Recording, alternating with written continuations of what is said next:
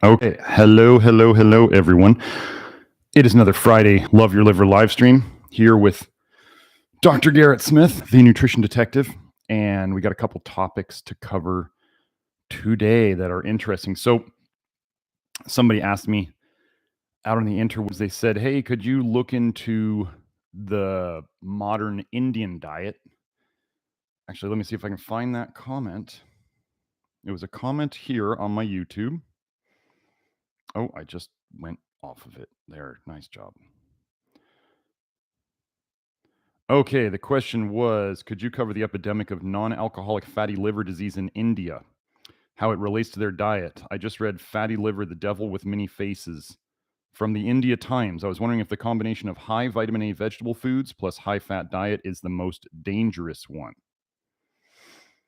Since I know they eat enormous amounts of fat with their vegetables, like cooking oils and ghee, saturated fat, it also reminded me of the jaundice seen in many Indians, like their eyes are yellowish instead of white.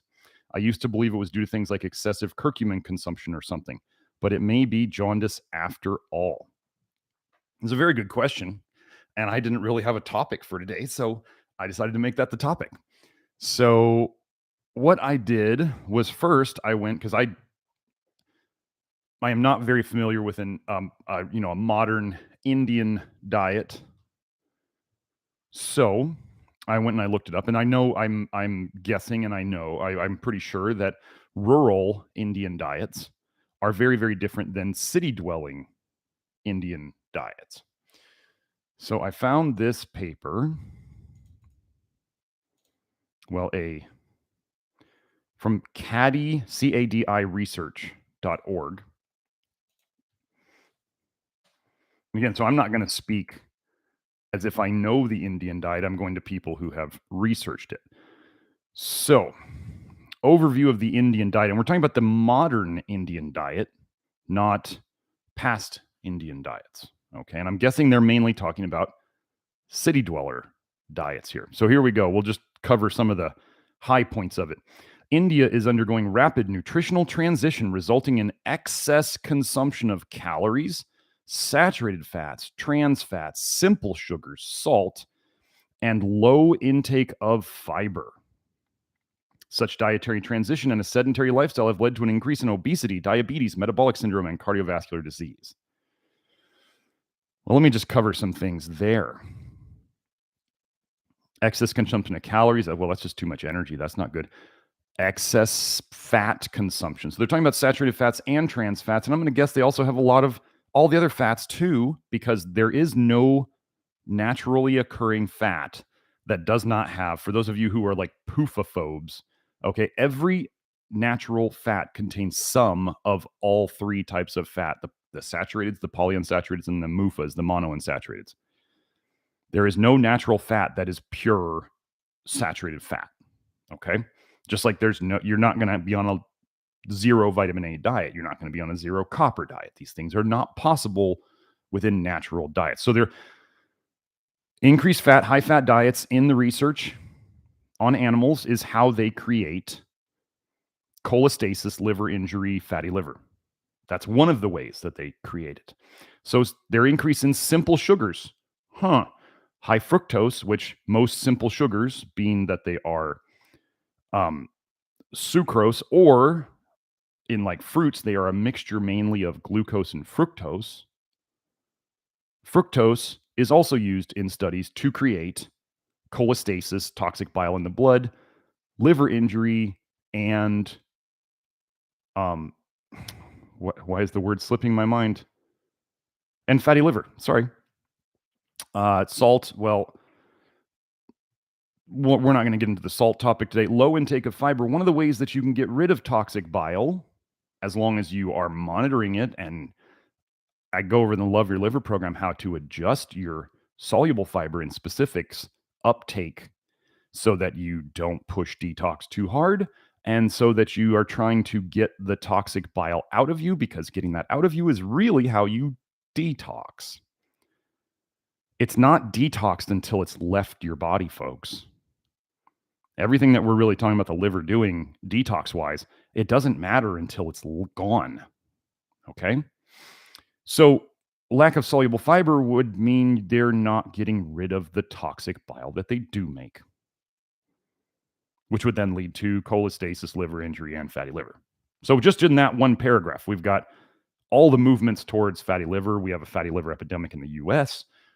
It looks like the Indian diet is very much moving towards the standard American diet in those ways. Okay. So here we go. Here's the next part. Diet is a difficult risk factor to compare among populations because of considerable variation within and between South Asian countries. In general, hold on, let me get my phone volume off so it doesn't interrupt us again. There we go. Okay. In general, the average Indian diet tends to be high in carbohydrates, saturated fat, trans fat, mostly related to the widespread use of vanaspati, I don't even know what that is, and low in protein. You ever hear anybody talk about how a low protein diet is related to causing cholestasis, liver injury, fatty liver? Oh, wait, it's on this channel. The 3 ways in the research that they create cholestasis, liver injury, fatty liver is low protein diets, high fat diets, high fructose diets. What have they just told you that the Indian diet is moving towards? It's like all of this is just scientific and right there in our faces. Anyway, so continuing, and low, their diet, the Indian diet is low in protein, cholesterol, monounsaturated fat, and polyunsaturated fats, as in omega-3 PUFAs and fiber. Well, yeah, we're moving on from that. I'm more concerned about the things that they're overly high in. It is more important to take out the toxic things that cause the problems than it is to worry about putting in the right things. You want both of them, don't get me wrong. But think about this. If you have a gallon of pure water, this is how important it is to get the toxic stuff out. You have a gallon of pure water, and you add a drop of sewer water to it. Do you want to drink that anymore? It only took 1 drop. Do you see how important it is to get the toxic stuff out? You now have a toxic gallon of water that you don't want to drink. You might drink it still because you might have to, but would you choose to? No. Well, we should do the same thing in our diets, okay? So listen to this. So I was talking about the city dwellers being different than the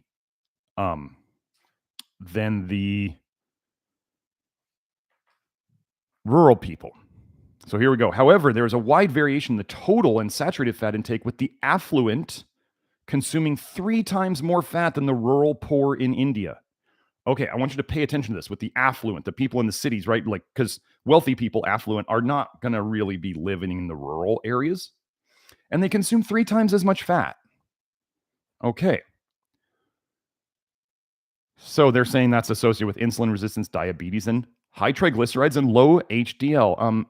You haven't seen my article on, if you haven't seen it, let me pull that up. Let's go into my research forum, my old posts that I've written all about.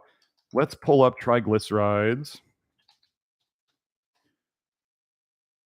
I'll post the link here about all the research showing that high triglycerides are vitamin A toxicity. Oh, and for those of you who are in the Love Your Liver program, I actually forgot to announce today's live stream there. So if one of you would take it upon yourselves, or more than one, to go and post this in the Love Your Liver program. I posted it everywhere else, but I forgot to post it there. So if you could help me out with that, that'd be great. So, high triglycerides, vitamin A toxicity, guaranteed. So, in general, Asian Indians are more likely to be vegetarians. Low protein, high copper, high vitamin A, and use high saturated fat dairy products and high trans fat fried foods. Unlike Western vegetarians who consume liberal amounts of fish and chicken, Indian vegetarians do not consume these foods. Continuing, ghee, clarified butter, is used in large quantities by the affluent in most regions of South Asia. Also, the penchant for fried food garbage seed oils, garbage oils. Hey, what do we say on the Love Your Liver program? Reduce your added fats. Well, fried foods are basically added fats. You're breading them to hold more fat, folks. And liberal use of vegetable ghee, oh, that must mean the trans fats, results in a very high consumption of trans fat. There we go. Ghee, saturated fat. They consume tons of saturated fat. All you people out here who are like, saturated fat will save you. They're just sitting here saying that they're consuming too much of it and it's causing health problems. And vitamin A is pretty damn high in butter and ghee. And how do we absorb vitamin A from plant foods, from animal foods? You need fat with it. If you ate like a zero added fat, high vegetable, high carotenoid diet, you would absorb very, very little of those. Now, I'm not saying to do that, but this is why some vegans, like the 80-10-10ers who do very, very, very little fat, I mean, they still waste away and they're still not healthy, but they can get away with eating tons and tons of high vitamin A vegetables because they don't absorb much of it, because they don't eat much fat. This is all science. The people who are trying to do a high vitamin A or a low vitamin A diet and they're doing lots of fat, you're kind of shooting yourself in the foot, because every time your liver tries to get rid of vitamin A through the bile, all that fat you're eating, you reabsorb it. It doesn't go anywhere. It just goes through the enterohepatic circulatory loop.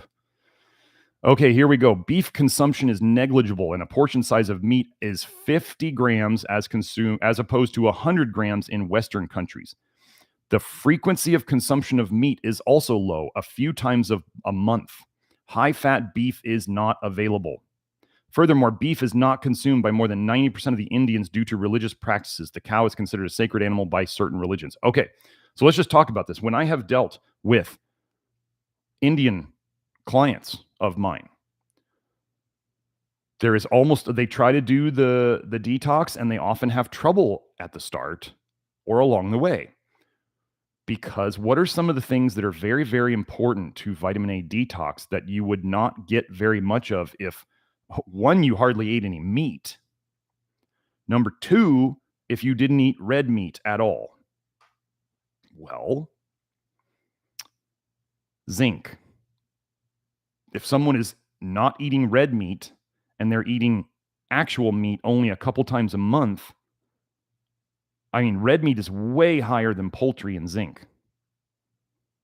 It takes to get, I think I saw it the other day in one of the articles I have, was that the kind of recommended amount of zinc a day was 15 zinc was 15 milligrams a day. Do you know how much red meat that takes? Just red meat to get that much zinc? That takes like a 3/4 of a pound. So that's let me see, that might be, is that like 350 grams of red meat? I just did the quick conversion in my head. So 3/4 of a pound, that's a lot of meat if you don't eat meat, right? So they have a zinc deficiency. When you start the vitamin A detox and your body's trying to get rid of vitamin A, and it's also trying to get rid of all the copper it's stored in the liver, you're going to need more zinc because you just need it. You're detoxing. You need it to protect yourself. You need it to get rid of this stuff. And they're not getting much at all. They're getting vegetarian levels of zinc, vegan levels of zinc, if that. So zinc is a real problem. Taurine is a real problem. Taurine can bind to aldehydes and help a lot of people in certain phases of the vitamin A detox approach. Taurine is not found in any foods other than muscle meats. You may read on the internet, they'll be like, taurine's found in animal foods. And it's, as you dig deeper, as you really dig deeper, there is no taurine in eggs. There is no taurine in dairy. Taurine is only in muscle meats. So they're talking about these people only eating meat a couple times a month. And it's generally not almost ever going to be red meat. So we have a zinc deficiency. We have a taurine deficiency. And then the absolute minimum of total protein I suggest people get a day as adults to do the detox. And those of you who are like carnivores or paleo people or keto, you'll wonder how the heck somebody doesn't get this much protein, but a lot of people don't get this much protein. Is 50 grams total from all sources. I include animal sources and vegetarian, vegan sources of protein in this. 50 grams of protein. If somebody's eating a non-muscle meat containing diet and they're not supplementing like protein powders, and most vegetarian or vegan protein powders like yellow pea protein full of vitamin A, it's really hard. Go look up. If somebody wants to post it in the chat, go look up how many cups of beans it would take to get 50 grams of protein a day. And if you figure in the vegan world, beans are going to be one of your best sources of protein, one of your most dense sources of protein. And they're not that dense in protein. For plant foods, they are, but overall, they're not compared to meat. What do you need protein for in the detox process? You need it to make retinol binding protein to protect yourself from vitamin A floating around your blood. You need it to make ceruloplasmin, which binds to copper to protect you from copper. It's not because it wants to deliver copper to where your body needs it. It's because it's there to protect you from the copper.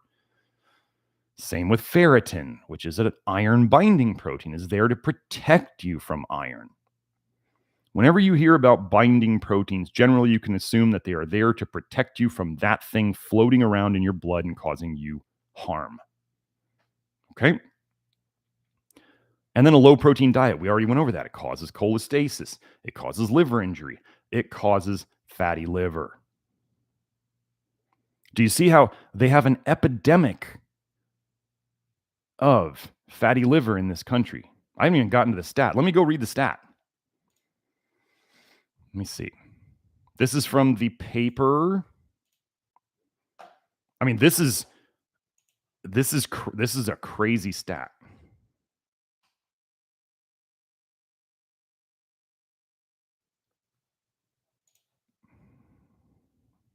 Where was it? The prevalence of non-alcoholic fatty liver disease among the general population in India ranges from 9% to 53%. 53%. Oh, let's say the city dwellers are different than the rural. As part of an ongoing community-based prospective herbal rural epidemiology cohort study in North India, prevalence of non-alcoholic fatty liver disease was found to be higher in urban communities, 53.7%, in comparison with rural communities, 30.2%. Among the high-risk groups, prevalence has been reported to be higher among those with type 2 diabetes mellitus, prediabetes, obesity, and metabolic syndrome. One of the multi-center studies across 101 Indian cities estimated the prevalence rate of non-alcoholic fatty liver disease as 56.5% among 924 patients with type 2 diabetes mellitus. Further worrisome are the recent data showing a high prevalence of non-alcoholic fatty liver disease in obese Indian children. There's an epidemic of jaundice in the hospitals, people. If you were born with jaundice, you were born with a liver injury, cholestasis, fatty liver that's developing. You got it going already. You started off on the wrong foot. Not your fault, but you got to take responsibility and fix it now because nobody else is going to fix it for you. What do we fix the Love Your Liver program? Liver problems, which causes all of your health problems. So, let me continue through this quickly. Now, there's not a lot of questions. I was looking at the questions. There's not a lot of questions, folks. So if you got questions, post them now. I answer them in order, unless you decide to do a super chat and move to the top. So let's see. Let me find the next one.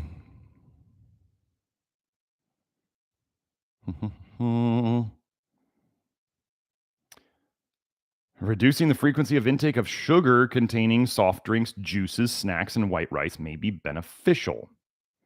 Oh, so let me just go into the, let me go see into my Slack and see if I can find the turmeric and curcumin problem.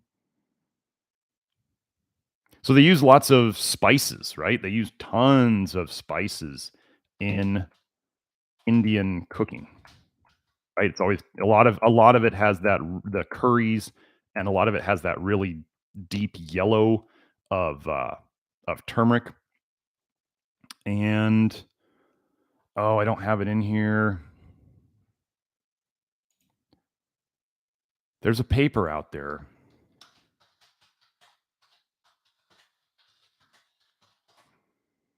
The reason why turmeric or curcumin, oh, here we go. Toxicity prediction of compounds from turmeric, curcuma longa L. Okay, let me post this in the chat.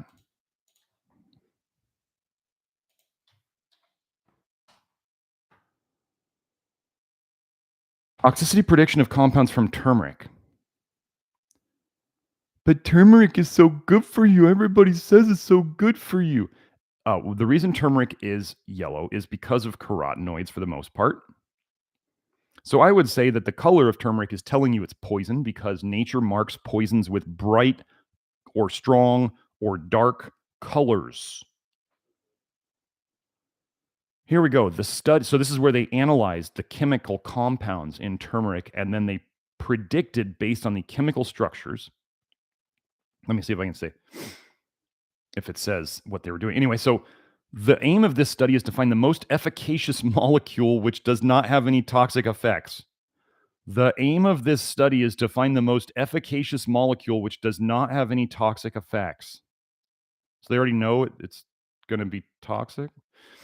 In the present study, toxicity of 200 chemical compounds from turmeric were predicted. Includes bacterial mutagenicity, so that's where it's messing up the DNA in the bacteria, damaging DNA.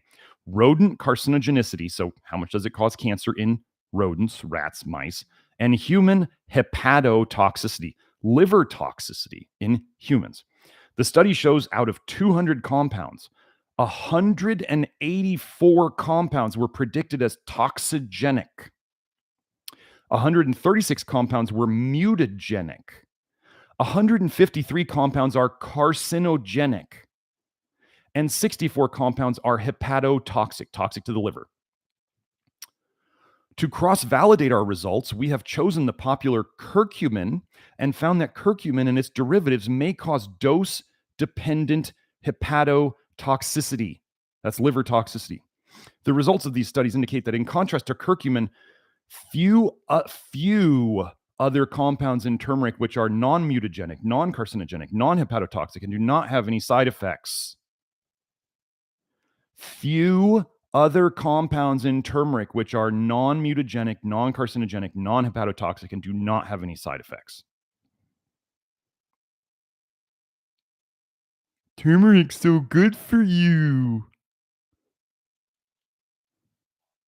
Oh, and they use lots of pepper in their foods, like black or color, black or red peppercorns, right? Everybody goes, pepper helps you absorb nutrients. Just so you know, pre-ground pepper is full of mold. You crack open those peppercorns and it sits around and it develops mold on the moist inside. Okay.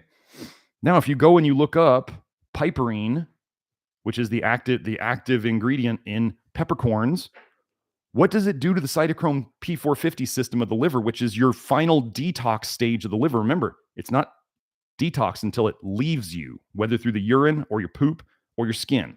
It's not detox until it's gone.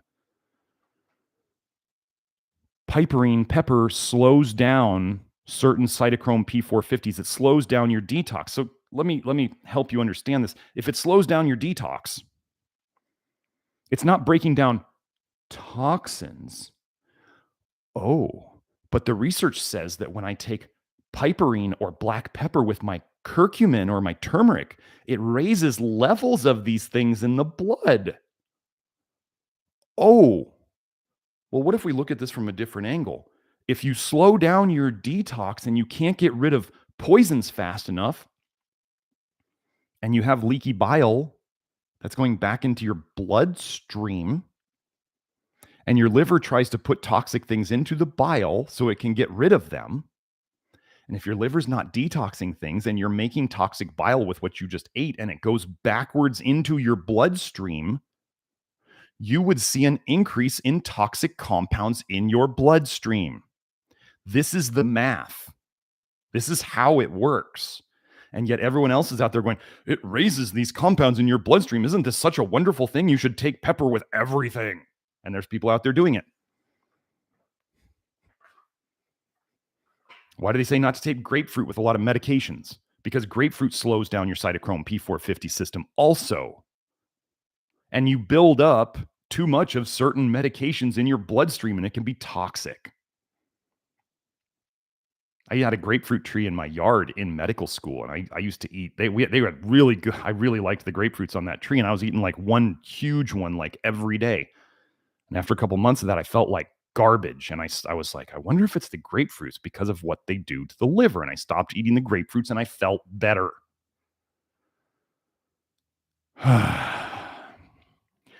Anything that slows down your cytochrome P450 system, avoid it. There's your simple tip of the day. I don't care what any of the other research says. So let's go into some of the others. So we got curcumin, turmeric, vitamin A. Most of the compounds in it, let's just estimate from that paper, 75% of the compounds in it were predicted to be toxic. Cumin, let's go into cumin. Do you know what gives cumin its aroma and flavor?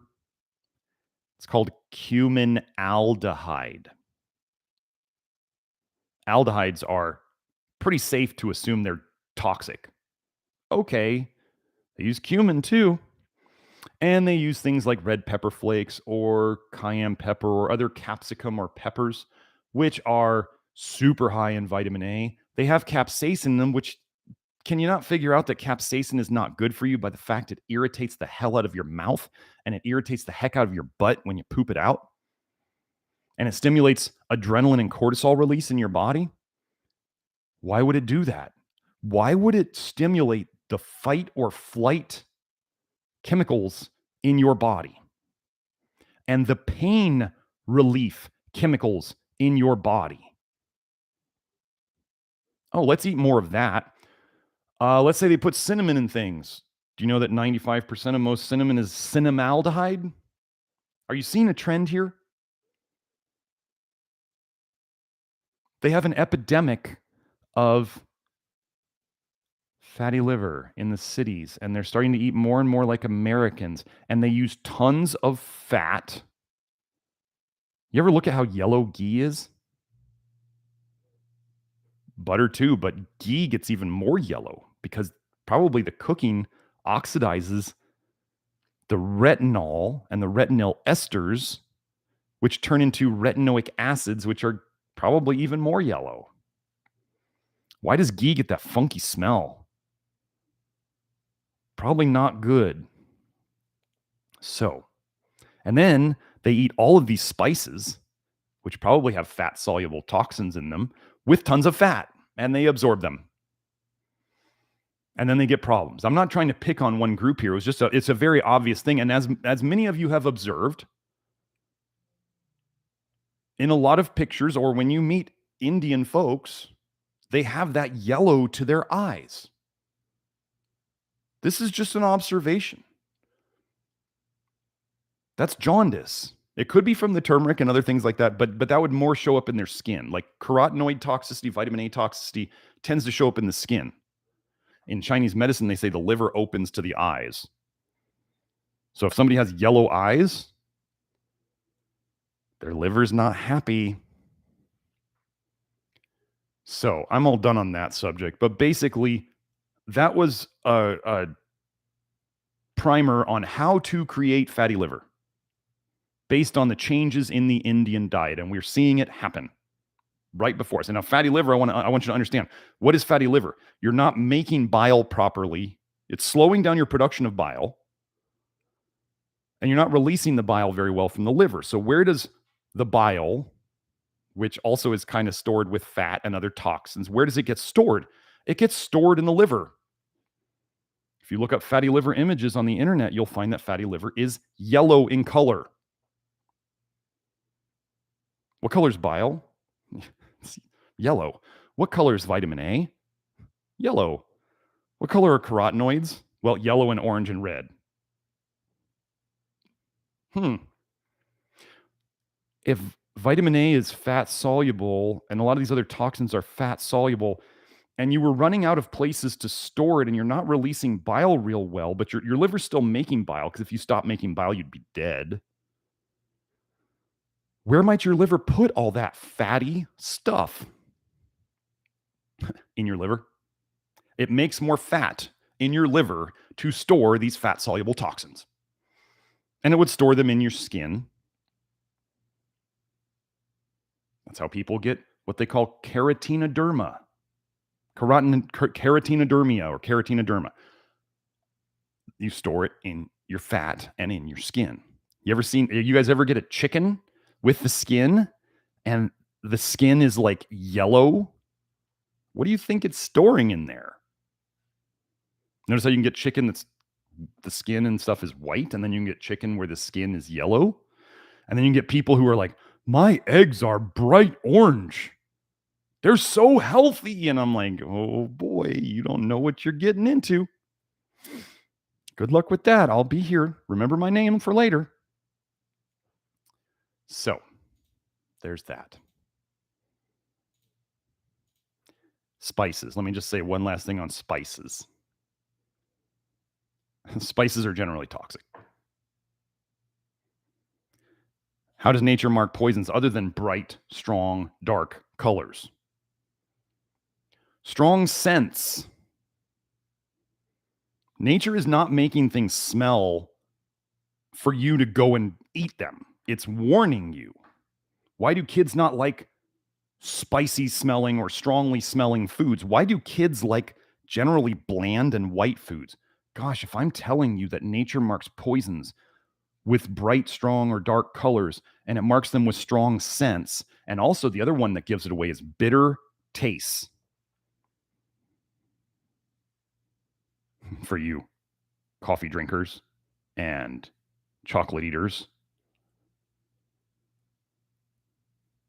it's fairly easy to nature marks poisons for us. It's like they put stickers on it. They're like, this is toxic, don't eat this. And we have decided, or maybe we've been influenced by those who would love for us to leave the planet early and not reproduce. We've been told that these things are healthy. Why do you think they sell chocolate and coffee everywhere?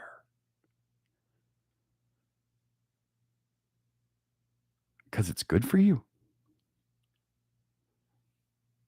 Oh, but there's some studies that say it's good for me. Do you know that scientists these days, if they get paid enough money, they will just write BS on a piece of paper and turn it in as a journal?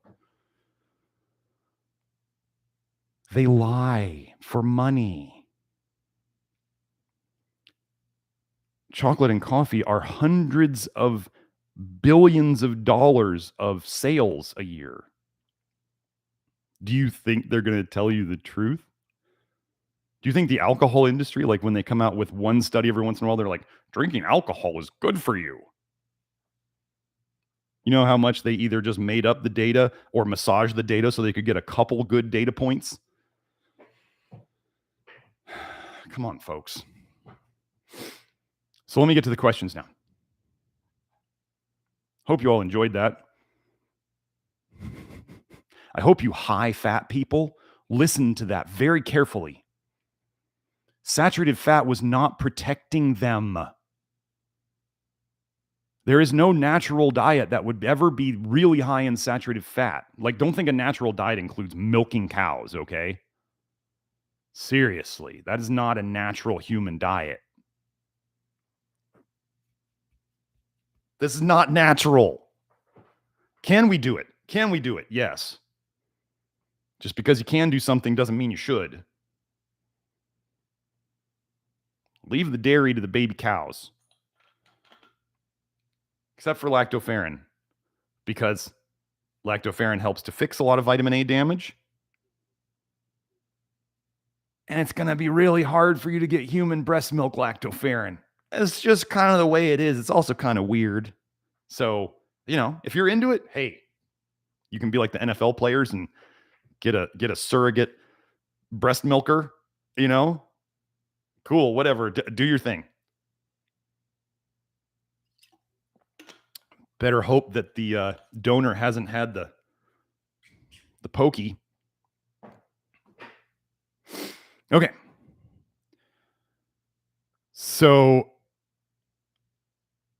Mistralis says you need to check out this book, The Liver, Biology and Pathobiology, 6th edition. It's a very long 1,000 pages, but I bet you'll find many tidbits very interesting, and I suppose you'll understand it better. I kind of skipped the cellular pathway bits because that's not my expertise, but it's fun to find new useful hints here and there. It's also possible to verify some of your claims. Sure. I tend to find that my approach, I tend to look at the forest instead of the trees. Like a lot of people get stuck on, this is how they're tricking us into poisoning ourselves, is they go smaller and smaller and smaller and smaller into cell studies and receptor proteins and the transmembranes. And they go into all of this stuff and they study one cell cycle where you can hide long-term toxicity because one cell cycle doesn't show the damage of toxicity. And then they'll be like, well, caffeine's good for this. Did you see this cell study? And then you go, wait, we're pretty sure long-term caffeine use is bad. It's a pesticide. It's a naturally plant-created pesticide. Slows down ALDH, which is one of your major detox enzymes in the body. It's not good. Oh, but this one cell study. Oh, but this one ceruloplasmin study said retinoic acid, as in retin-A that they put on the cells, is necessary for making ceruloplasmin. This is how they lie to you. Is getting really small, and they look at a tree, and they don't look at the forest. This is I mean, I'm not against reading that book, and I may find something useful in there. Often in those books, you can find the real deal of, they're like, well, this appears to do this. And then you get the scientists out here who are like, no, chocolate and coffee are good for you. And, it's awful. So that was when I found polyphenols, the antioxidants that everybody thinks are so wonderful. I was like, you need more polyphenols. And then I go, polyphenols, the phytoestrogen class is within the polyphenol class. And everybody online is like, too much estrogen is bad. Avoid soybeans because they're full of estrogens. Oh, but get your polyphenols. We're just going to ignore the fact that, they're estrogenic. We're just going to ignore that fact. Tannins, phytoestrogens, those are polyphenols. Phenol. Go look up phenol. Chemical warfare back in World War I days. Phenols are not healthy. Oh, but polyphenols. All of a sudden we bind them together and now they're healthy. Sure. Wait, let me go find that one paper.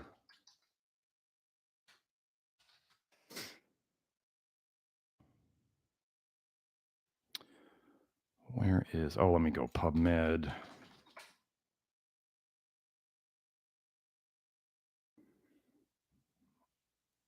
I had it.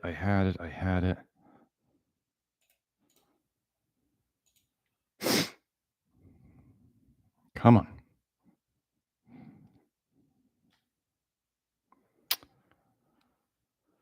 Okay, from the paper. So those of you who are still going, but antioxidants are good for you. Most of the antioxidants are polyphenols, just so you know. The big ones, the resveratrol and ECGC from green tea and da-da-da-da-da. Okay, so from the paper, risks and safety of polyphenol consumption. It is known, for example, that certain polyphenols may have carcinogenic/genotoxic effects or may interfere with thyroid hormone biosynthesis. Isoflavones, that's soy especially, are of particular interest because of their estrogenic activity, for which beneficial as well as detrimental effects have been observed. Furthermore, consumption of polyphenols inhibits non-heme iron absorption and may lead to iron depletion in populations with marginal iron stores. Finally, polyphenols may interact with certain pharmaceutical agents and enhance their biologic effects. They're trying to say that nicely, that they're making pharmaceutical medications more toxic. Because isn't that pharmaceuticals are toxins that have a specific effect on your body that they can study and say, look, it does this. It lowers blood pressure due to its toxic effects. We're going to ignore the whole list of side effects, but we're going to say it does this. And this is what we want. So, yeah. It is known. Oh, wait, they didn't tell you that polyphenols slow down your ALDH, one of your most important detox enzymes, and that by doing so, it depletes B1. Anyway. Jill asks, does high ferritin and low iron point to inflammation? This is a fun question. So high ferritin and low iron would be what I call iron dysregulation. So you have some markers saying you have high iron overall, and some markers saying you have low iron overall. And then you go to other practitioners who just use like either supplements or medications to move labs. They're going to hit it upwards or they're going to slam it downwards. They don't understand quite what they're doing. They just go, well, in the research, this moved iron up and this forced ferritin down. And then these same practitioners get all in a ball of confusion when they have signs showing them high iron and low iron at the same time because they don't know what to do. They're kind of stuck because, well, if I use this to drive this up and I use this to drive this down, then we're kind of counteracting ourselves. And which one's going to be more powerful and which one's going to work? And we're just trying to make the labs look pretty. So many functional medicine people out there, they just look at labs and they're just like, if I just make these labs look super pretty, everything will just go away. I did that for a while. I was in the functional medicine BS world for a while. And I'd give people things and I'd see their labs change. And then I'd be asking the client, so do you feel better? And they'd be like, no.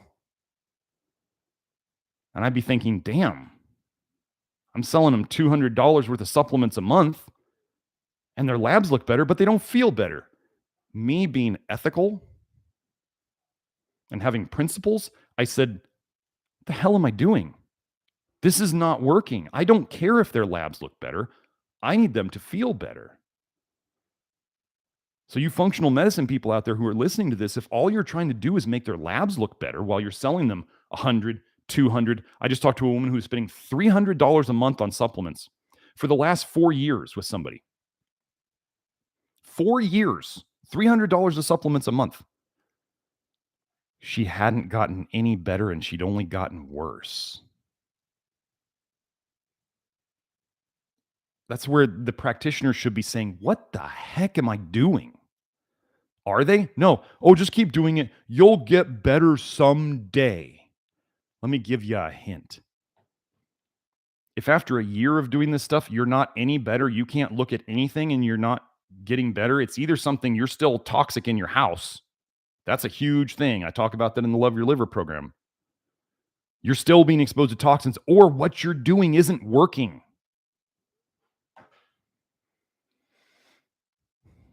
I can almost always, when somebody's working with me and they're not getting better, I get them to take a hard look at things like mold toxicity in their house or copper toxicity in their water pipes or from other sources, or they still got mercury fillings that they haven't gotten removed. And they never dealt with it and they're not getting better. You cannot poison yourself on a daily basis and expect to get better. You can't. So, Mistralis says there's a strong link with pesticides and my allergies. I figured Punjab had a glyphosate-driven cancer epidemic somewhere in the 2010s, mostly suppressed by the news as to why. Turns out they still use glyphosate in various parts of India, Haryana, and Rajasthan, while it is banned in Punjab. Continuing on, and a lot of farmers in India didn't know about how to properly use glyphosate, i.e. you got to have wet ground and have glyphosate applied for 30 days before sowing the seeds. Interesting. I mean, glyphosate Glyphosate slows down vitamin A. Cytochrome P450s that make the most harmful retinoic acids into less harmful retinoic acids. Let me go find a paper or my article, which has a lot of the research in it. Let me see. Let me see. There it is. Now, for those of you who think there's some people out there who are, I'm sad that they're so misled. They'll look and they'll be like, this doctor's posting links to his own website. He's not proving anything. He's just sending you to his own website. And I go, well, I put the links. It's a way I can put multiple links to multiple things and discuss the links so that you could go look at the links, and I pull quotes out of the links, and you're saying it leads him to his own website. Seriously, anybody who says that on my social media or anywhere else just gets blocked because they're just too dumb. Where the hell else would I assemble this stuff and put it in a way that people could understand it? And just so you know, folks, PubMed, the studies on PubMed are not done by the NIH. That would be like saying the NIH does all the studies on the pharmaceuticals. They don't. PubMed is an online database that journals out there doing their own thing submit the research papers to. PubMed itself doesn't do studies. This would be like saying every book in the library, because the government runs the libraries, every book in the library was written by the government and you can't trust it. Everybody would be like, well, that's dumb. That's not how this works. Publishers make the books and the government buys them and puts them in the library. That's PubMed, folks.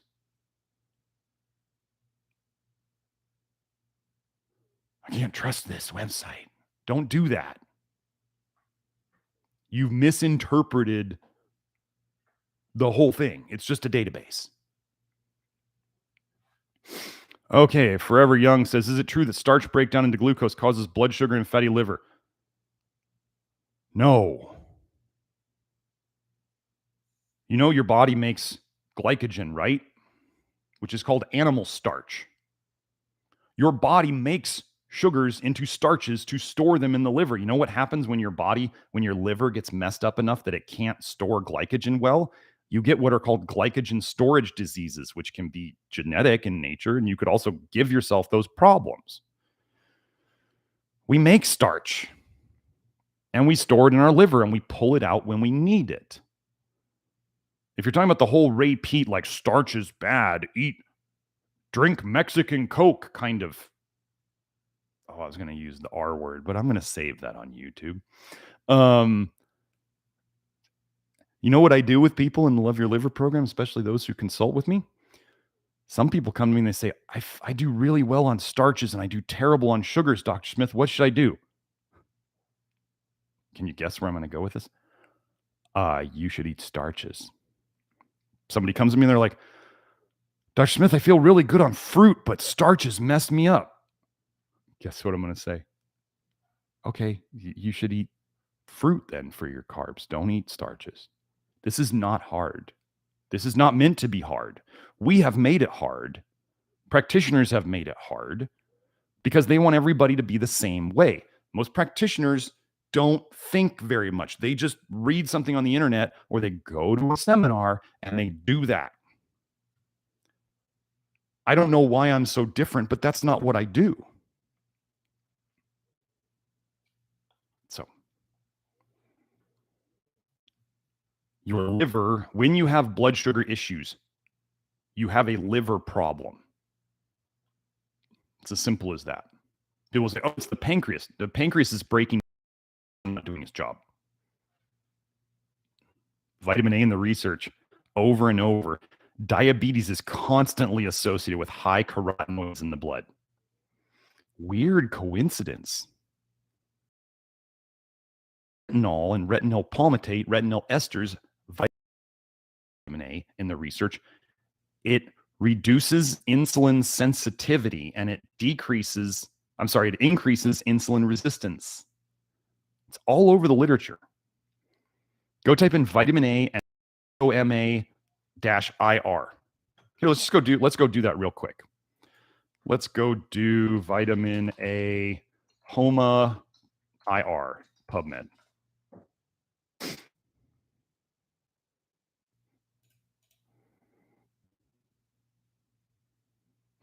Well, here's a fun one for all you thyroid folks. The impact of vitamin A supplementation on thyroid function and insulin sensitivity. So for those of you out there who might be listening to me from the protocol or from the Petarians, and you all are supplementing cod liver oil or eating lots of brightly colored, especially yellow, orange, and red foods, or eating liver, or eating carrot salad, so delightful. Okay, you're taking a lot of vitamin A, and I have a video on this channel about how natural vitamin A and synthetic vitamin A are exactly the same toxicity when you consume them in the same amounts of the same type. There is no doubt in the research. So if you're still arguing that natural vitamin A is somehow different than synthetic vitamin A and natural vitamin A is only good for you and you can't get toxic from it, you are wrong. You have been lied to. They have not looked at the science. I have the science in my presentation on this channel. So when I'm about to read what I'm about to read, you should pay attention if you're concerned about your thyroid and your blood sugar. The paper, so I read the paper. The impact of vitamin A supplementation, let me put it right here while I'm thinking of it so I don't forget. The impact of vitamin A supplementation on thyroid function and insulin sensitivity, implication of deiodinases and phosphoenol pyruvate carboxykinase in male Wistar rats. I'm just going to read the conclusion here. Well, actually, here, let's do this. Results. The findings demonstrated that long-term supplementation, I'm going to interject here, or eating moderate vitamin A to high vitamin A over a long period of time with high doses of vitamin A palmitate resulted in hypothyroidism, lower T3 and T4 levels, and elevated TSH levels, as well as upregulation of DIO1 and DIO3, they're talking about the deiodinases, expression levels. This effect was associated with elevated glucose and insulin levels, enhanced HOMA-IR, and decreased HOMA-B index. In addition, prolonged vitamin A supplementation significantly increased retinol binding protein 4 levels that upregulated the expression of PEPCK. Conclusion: high doses of vitamin A supplementation increased the risk of hypothyroidism, modulated insulin sensitivity. It made it worse. And over a long period, increased the incidence of type 2 diabetes mellitus associated with oxidative stress and hepatitis, liver inflammation. I mean, seriously, folks. You've been lied to. You're being lied to.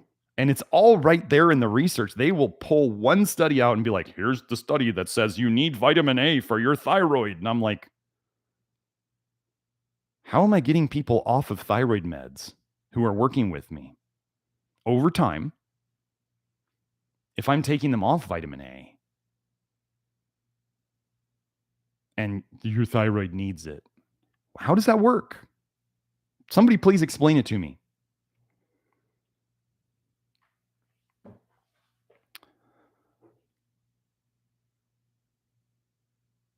It's a poison, folks. I don't understand why I have low thyroid and my blood sugar is getting worse and I feel worse, but I'm taking all this vitamin A that they told me to take that I needed for this. They're wrong. You're hurting yourself. They're hurting you.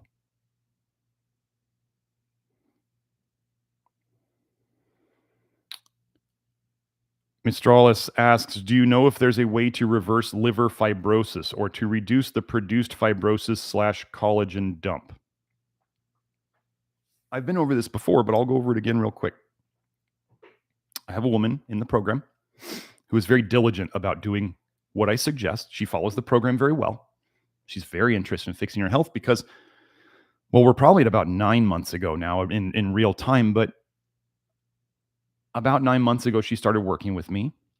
She did my testing. She did the consultation. She comes to my office hours support that's included in the packages when she needs to and asks me questions. She started with stage 4 cirrhosis, which is fibrosis. Cirrhosis is like pathogenic fibrosis, really, really bad. Scarring of the liver. The way I have people picture it is, imagine your liver is slowly starting to turn into a raisin, right? It's just shrinking and shriveling and scarring and getting fibrotic. It's dying. This woman asked her doctor, does anybody ever get out of this? She had primary biliary cirrhosis. Her doctor said, no, everybody pretty much dies. That's been his experience with it.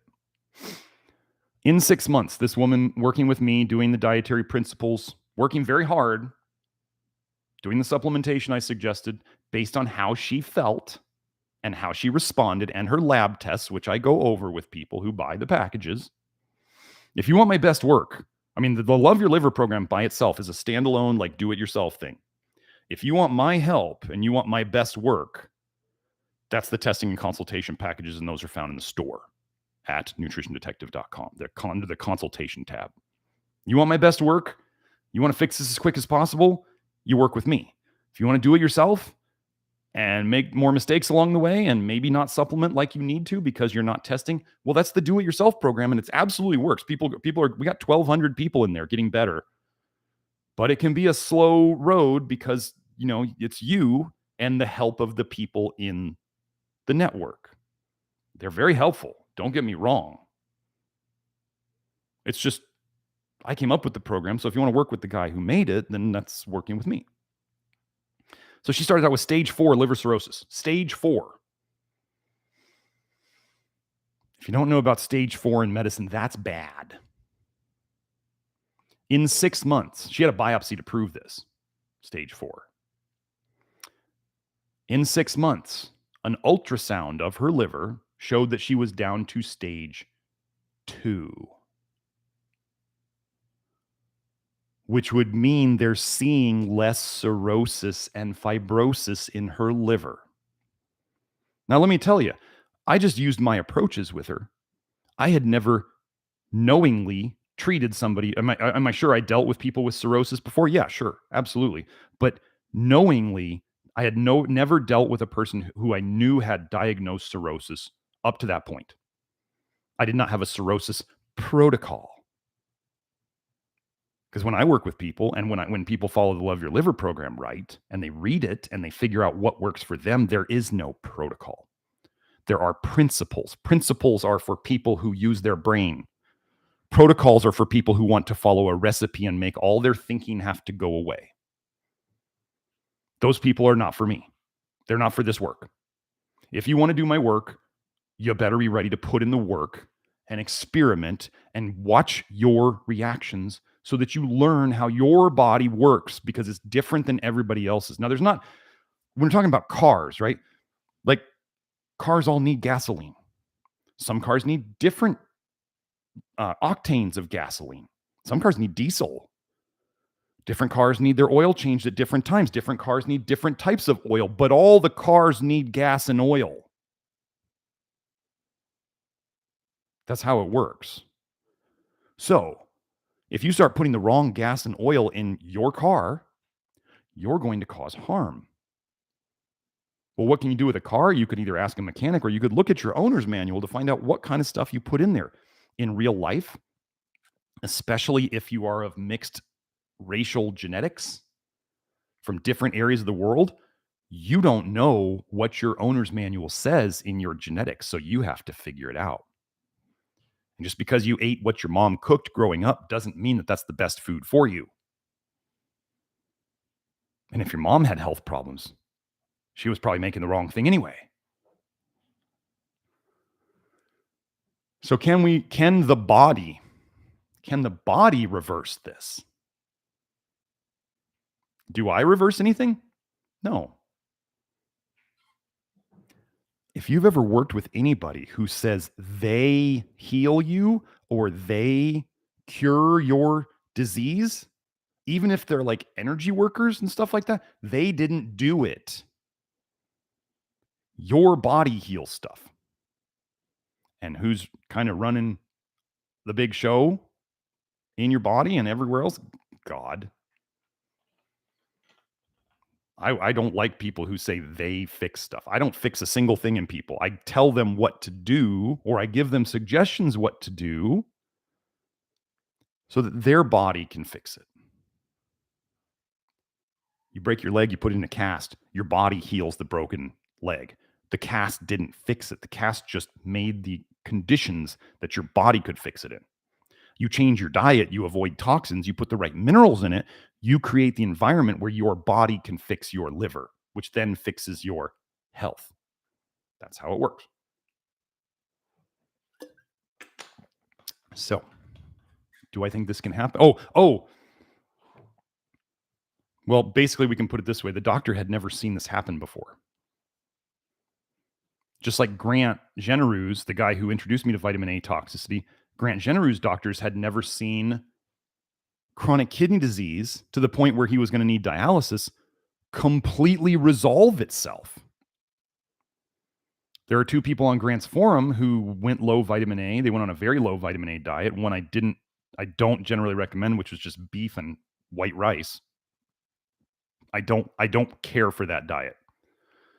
Did it get their vitamin A very low? Yeah, it got them below detectable level. It got them below the measuring ability of the labs. And apparently, both of these people are stating that they are off of insulin. They were type 1 diabetics, autoimmune type 1 diabetics, and they are not on insulin anymore. This is serious work, folks. This is not a game. You do it wrong, you could make yourself worse. Absolutely. You put the wrong gas in your car, and it's going to break.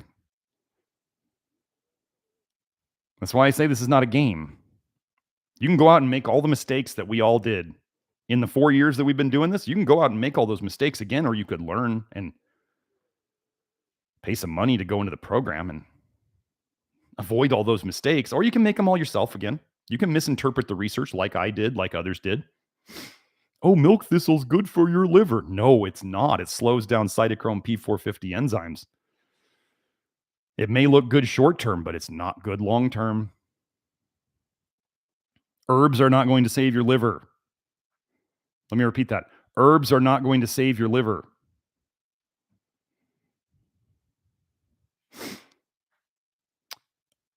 Mistralis says again, it's interesting to find that NAFLD, non-alcoholic fatty liver disease / NASH, which is non-alcoholic steato fatty, HEPA, liver, titus, inflammation. So there's fatty liver, non-alcoholic fatty liver disease, and then there's NASH, which is fatty liver with inflammation. Just clarifying that for you guys out there. Has become a hot topic in journals of hepatology, etc. Even scientists have become serious about this silent epidemic, but not sure if they'll find a cure. When have they ever found a cure for anything? They can't even figure out the common cold. They don't want cures. This should be obvious. They put more and more money into research while people get sicker and sicker and sicker. Oh, let's all take vitamin D rat poison supplements. Low vitamin D is the cause of bad health. And everyone's getting sicker and sicker and sicker. Vitamin D for osteoporosis. Vitamin D and osteoporosis. Osteoporosis is getting worse year by year. Do people not look at this and just go, wait, maybe they're doing exactly the wrong thing? Is it on purpose? No, I think the lower levels, I think most doctors are trying to do good for people. I think they're trying. I think they're horribly misguided, and they don't actually watch what they're doing. They just put it in their head that this is good for this, and we're going to do this, and we're going to do this. And then the patient's coming back to them going, doc, it's not working, or doc, I'm getting worse. And the doc, the BS that doctors will say when somebody reacts to a medicine. Oh, just keep taking it. It'll get better. Or for you natural practitioners out there or people who have been told, you don't feel good on the supplement, but if you just keep taking it, someday you're going to magically feel better. It doesn't work that way.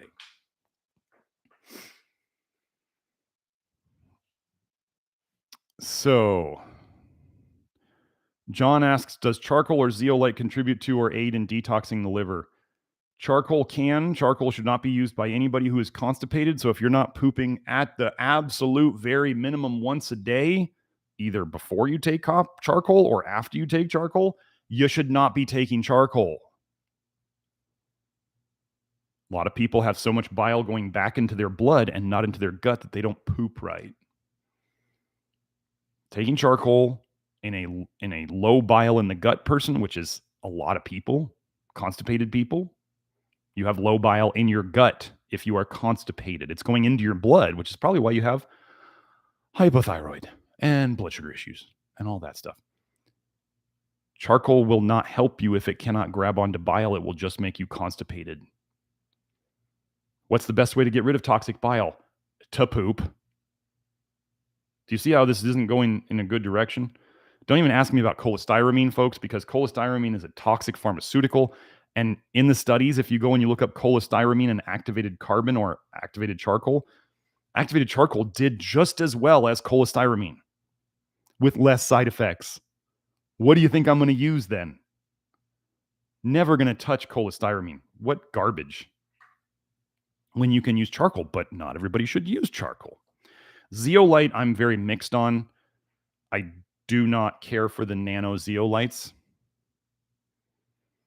And I think the body with the proper minerals being put in, which displace toxic minerals. If you can put minerals into your brain, folks, you can get them out. You don't have to take chelators and all this stuff. I used to use zeolite. I found it really expensive and disappointing.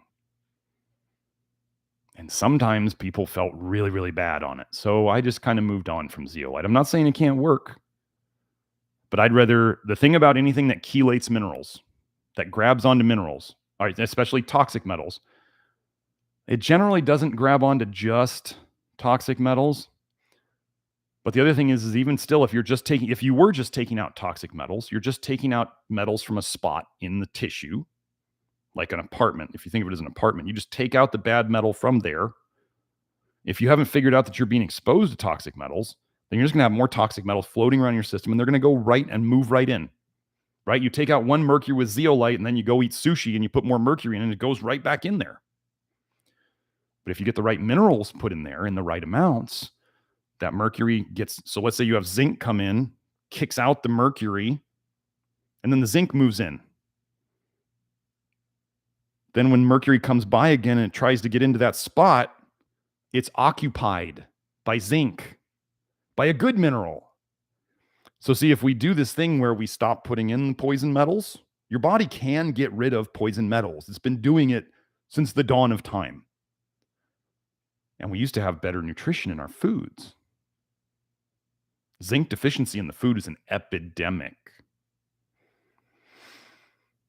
Zinc. So remember earlier when I was talking about a lack of protein, especially red meat. What's the war? Which meat is being waged war upon by the powers that be right now? Red meat, beef? Okay. Red meat, first of all, there's a zinc deficiency in the soil, which means there's a zinc deficiency in the plants that then they feed to the cows, whether it's grass-fed or not. So there's a zinc deficiency in the food they feed to the cows. So if we have people start eating less red meat because they want us all to move to plant-based or vegan or crickets, less zinc overall, less taurine overall, less protein overall, Gosh, would that move people towards more problems? Yes. Oh, let's eat plant-based. What would that increase in us? Copper, carotenoids, vitamin A, and it would decrease our protein. Crickets. Do you know what the insects they want us to eat are really high in? You're going to love this. Carotenoids, vitamin A, plant vitamin A. Calcium. What do I work on decreasing in people all the time based on hair testing and from people taking too much vitamin A, too much vitamin D supplements, all that stuff? Oh, crickets are really high in calcium. So if you have too much vitamin A or vitamin D in your system, especially from rat poison, that's like throwing gasoline on a fire. It will calcify you. And then crickets are also very high in iron. Gosh, I don't get iron overload out of people like every day. What does vitamin A increase the absorption of in your diet? Oh, vitamin A increases the absorption of iron. Oh.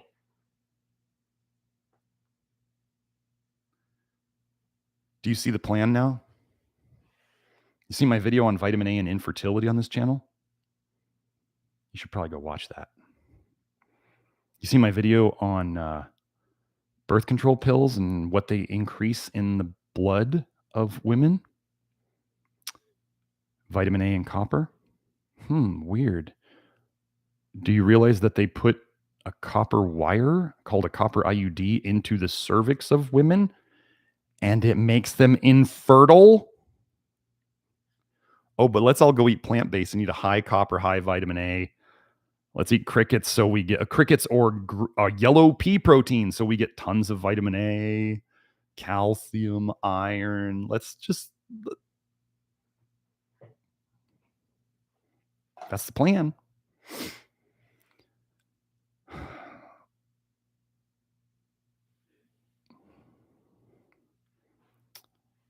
Oh, wait. I hate it when this jumps when I'm scrolling. Okay, let me see. Mistrala says, we put cumin, turmeric, etc. in everything in Indian curries. It is a daily thing. If you cook bland, they don't get it. Yeah. And there's an epidemic of fatty liver disease because of all the aldehydes.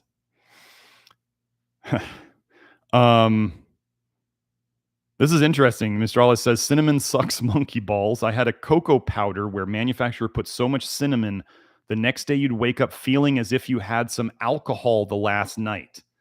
Okay, let's go over this. What causes a hangover from alcohol? It's not the ethanol. It's what the ethanol turns into. Acetaldehyde. What's the most important detox enzyme I tell you that's in the liver? ALDH, aldehyde dehydrogenase. That breaks down aldehydes into acids. So it would break down, normally it goes ethanol, which goes through alcohol dehydrogenase, ADH, which turns into acetaldehyde. Acetaldehyde, aldehyde goes through ALDH, aldehyde dehydrogenase, and that turns it into acetic acid, which is less damaging for you, and your body can get rid of that. The hangovers from the acetaldehyde building up in your system, because most people's ALDH, the more toxic you get, the slower your ALDH works. This is like a horribly vicious negative cycle. You get more toxic in aldehydes or other things, pesticides, they slow down your ALDH. I don't want to say they break it because it can be fixed, but they damage your ALDH. So that means the acetaldehyde hits your ALDH and it's like a wall and it just builds up in your system. There's your hangover. There's your alcohol poisoning. People don't die from the ethanol. They die from the acetaldehyde. So what's in cinnamon? Cinnamaldehyde. Take tons of cinnamon. Oh, do you remember how I said earlier about how polyphenols in chocolate slow down ALDH? Doesn't chocolate also have caffeine in it? Methylxanthines related, they're basically caffeine. They're close enough is what I'm going to say. So I told you that caffeine and polyphenols slow down ALDH. So you wouldn't break down aldehydes well, so you'd build them up more. Cocoa plus cinnamaldehyde equals aldehydes building up in your system because your ALDH was slowed down. And you got a hangover symptom, which is an aldehyde symptom. It all makes sense when we understand what's going on. So for those of you who want to understand more, that's the Love Your Liver program. You can try to get what you want from the YouTube videos, but if you want the graduate course, the master's course, that's the Love Your Liver program. So Mistralis says, ever since I started logging food effects, I realized I don't tolerate any yellow fat in meat. Forever Young says, why hasn't the body just adapted an efficient way to easily rid retinols if they are poison? Because we were never designed to be exposed to as many toxins at once as we are today. It's quite simple. Got people taking, we'll just run through some of them. I went over a week or two ago, I went over the adverse childhood events, the traumatic events that can cause liver injury in people's youth and probably even still when they're adults. PTSD is starting in military guys when they're adults. So liver injury can be caused by traumatic events. There's pokies. There's pharmaceuticals that you've taken. There's ladies. You're poisoning yourselves with all the makeup crap. And guys, if you're using all that scented garbage crap, you're poisoning yourself. If you would not eat it, don't put it on your skin. Now, are people going to break that rule all the time? Yes. But if you come to me later and you're like, well, I put all sorts of crap on my face that I wouldn't put on my skin. And I'm like, well, you're toxic and your liver's not handling it well. And you might need to make some different choices. And you could have made some different choices when you heard me say this a long time ago. If you put it on your skin, expect that you are absorbing it and absorbing a lot of it. They have these studies in sunscreens. They show the next day, 24 hours after you put sunscreen on your skin, they can measure the known carcinogenic substances in sunscreen in your bloodstream. I use topical magnesium because I think it's about 10 times better than pills of magnesium. So you can, for better or worse, you absorb stuff through your skin. If you're putting toxic makeup on and toxic lotions and toxic whatever on your skin, it is getting into your bloodstream and it is going to your liver. So just think about the cosmetic impact. Okay. Then we have copper water pipes. Ooh, that's nice. We can shower and bathe in copper all the time and absorb it through our skin. And then we have the obsession with vitamin A, whether it's eat the rainbow or plant-based diets or eating liver or sucking down egg yolks or sucking down dairy. Oh, I don't do milk. I just do butter. Oh my God, why is it yellow?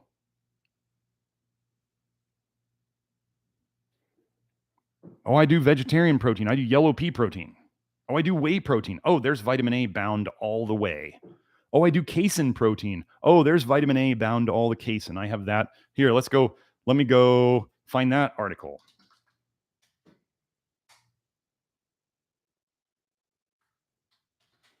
People will go, well, if I eat like whey protein or casein, it doesn't have fat in it, so it doesn't have vitamin A in it. Nope, wrong. Sorry. Grant and I have both shown this. Grant showed it in his book, and I did my own little forum post on it, which I just posted here.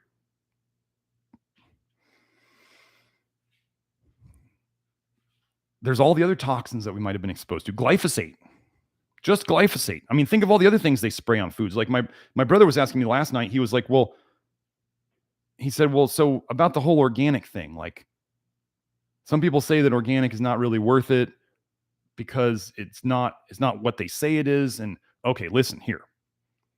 If you eat non-organic foods, they can spray whatever the hell they want to on it, basically. At least with organic, you're getting some protection. If you know the farmer and you can talk to them about what they do, then you know even better. So that would be like farmers markets and stuff like that. And they might not everybody wants to pay the money to go through the organic certification, or they can't afford it because, let's go Brandon and the economy, planned implosion. If you think this is not all by design, oh my gosh.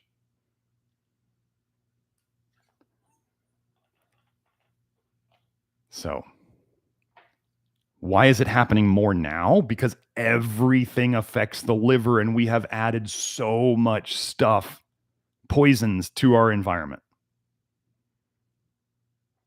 That's why. So if, let's say, you had never had a pokey, and you had never had a pharmaceutical, and you had never used cosmetics, and you had never eaten food that had been sprayed, and you had never eaten seed oils and all this garbage fat, and you were never adding a lot of extra fat to your food, which is the human design. Added fats to food is not human design. I'm sorry. Added human fats is a recent thing. Maybe you'd never had a sugar fix that you could just feed all the time. Maybe you never went on any fad diets that were either low protein or high fructose or high fat. You got to see how this is all additive. And once people understand all these things that contribute, you can go back and look through your history and see the things you did that made you worse, even if they made you feel better for a while. And then the bottom fell out.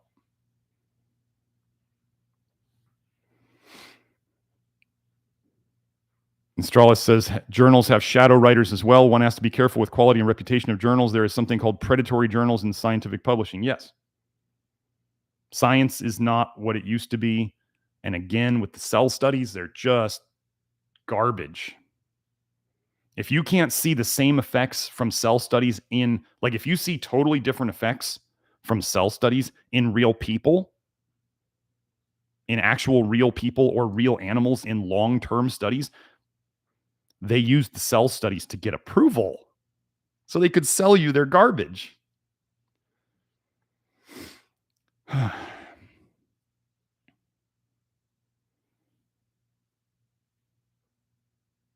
So, Mistralis says, do you know if taurine has any impact on fatty liver? Let's go see.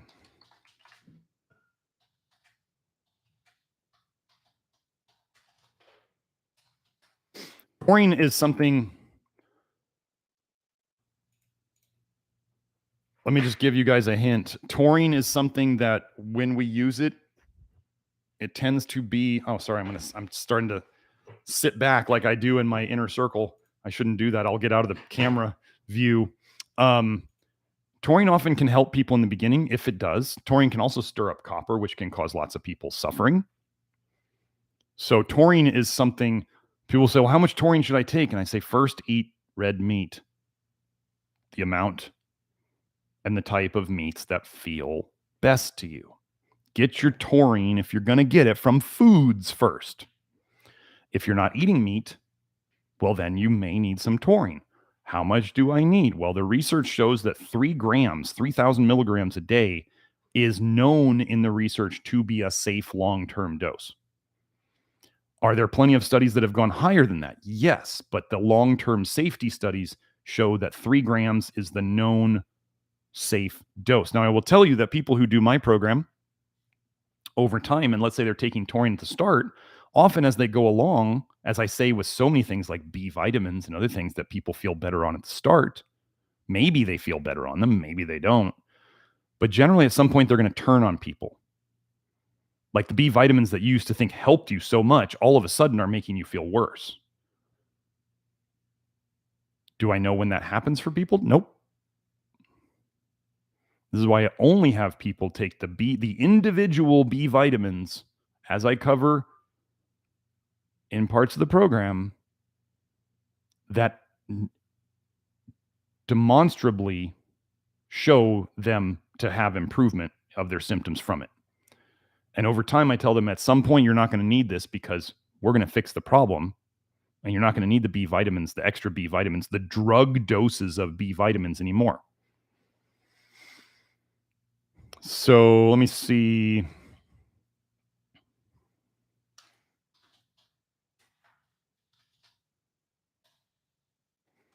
Oh, this is not.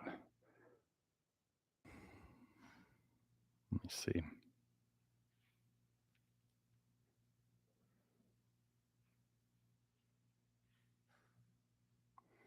So here's a paper called Effects of Long-Term Taurine Supplementation on Age-Related Changes in Skeletal Muscle Function of Sprague Dawley Rats.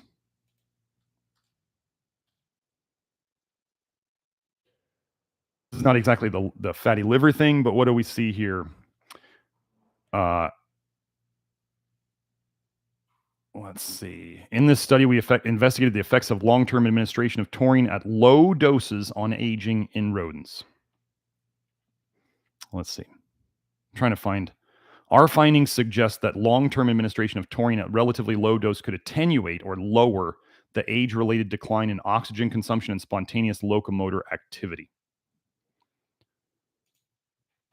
Let me see.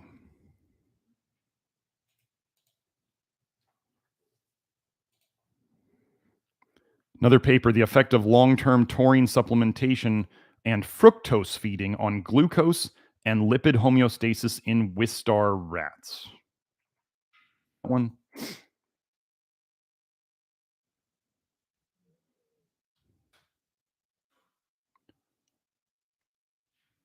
Okay.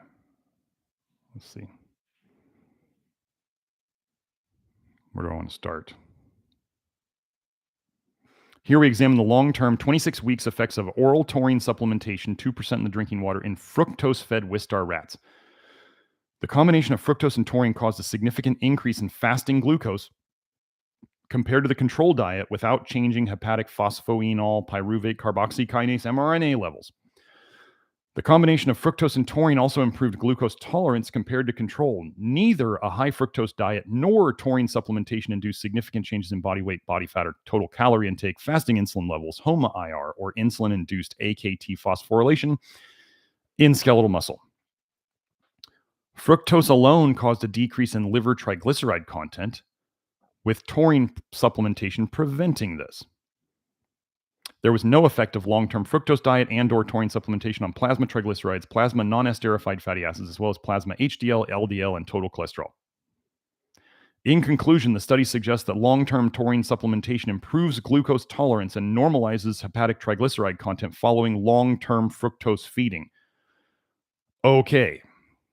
If we were to believe that statement, what they are saying is that long-term taurine is protecting the liver against fatty liver type changes, and fructose would be making them worse. What do I say here? Fructose causes fatty liver, causes cholestasis, liver injury, and taurine could be helpful for this in some people.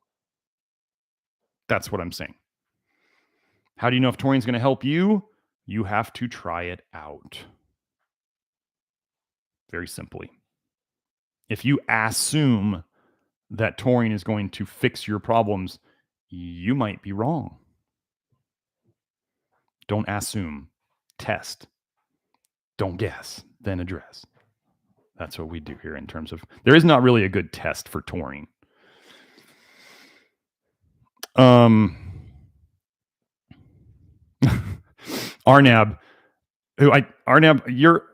I think you're Indian, is that right? I remember here's what he says. I remember when I was a little kid, hated the smell of ghee and other spices, but I fell in love with them growing up. Literally, I am in a toxic relationship. Do you remember what I said? Kids naturally reject the poisons. This is why they like white foods. This is why they like non-bitter foods. This is why they don't like foods that have a lot of smell, that are a lot of spices and herbs and stuff. They know what toxins are.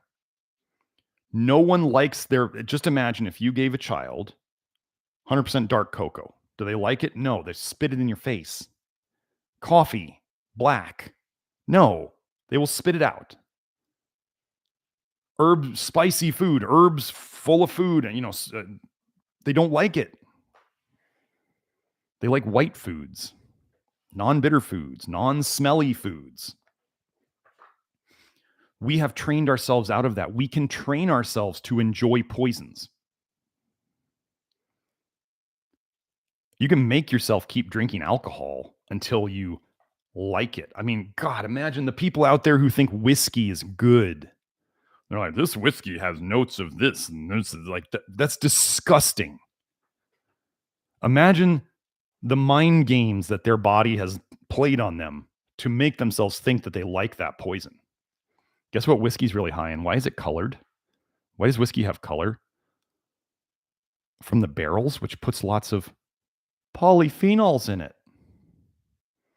Anybody ever notice how like the colored alcohols can give really, really nasty hangovers? Whereas the clear ones don't tend to do that as much.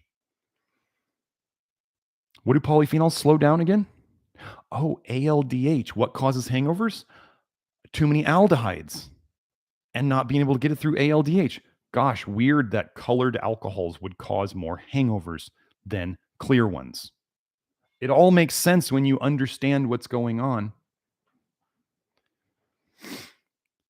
So, Mantrek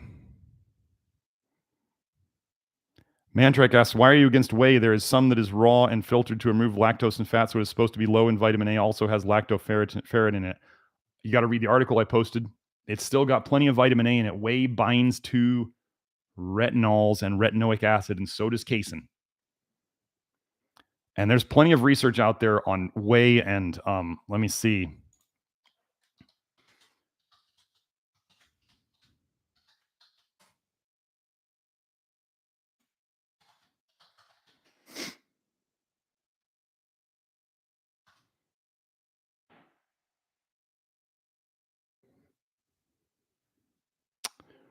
Let's see.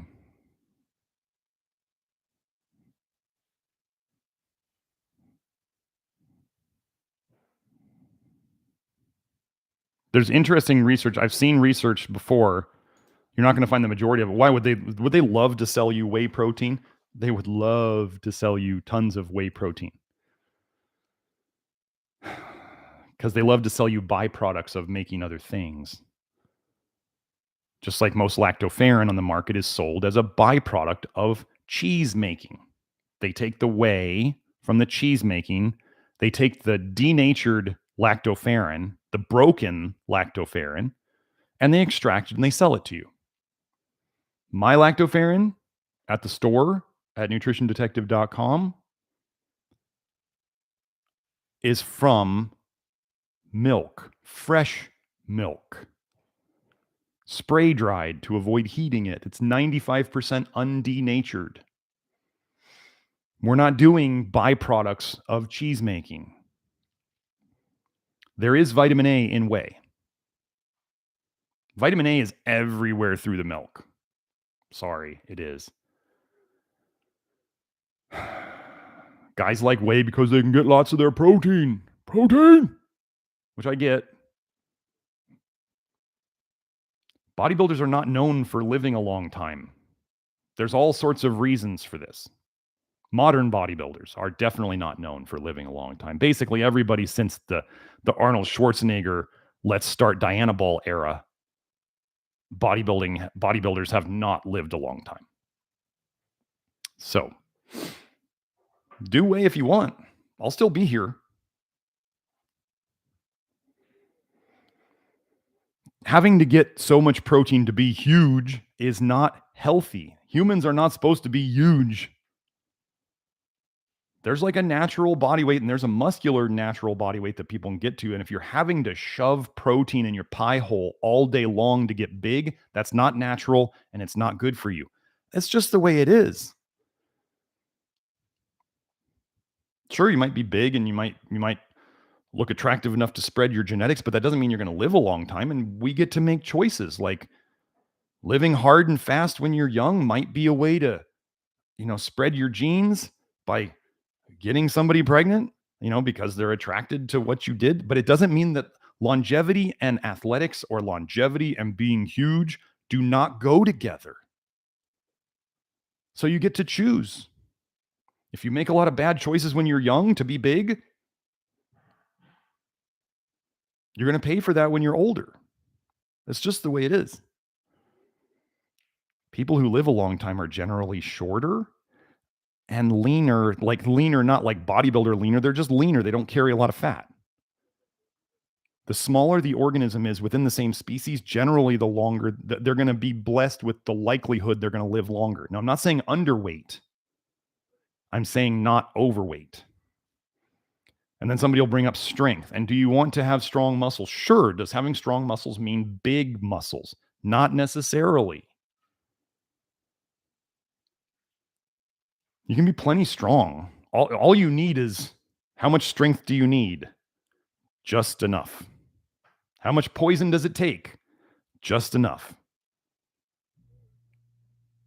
So you can do whey if you want and hope that here's a saying I can say about whey as an example. The poison always wins.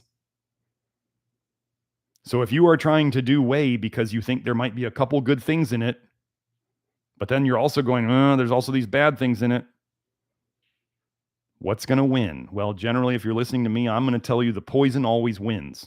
So do I recommend whey? No, I don't. I don't use it. I don't recommend it. The only dairy product I use is maybe some days I'll use up to 2 tablespoons of butter. Because life is more enjoyable with a little bit of butter. I'll be honest.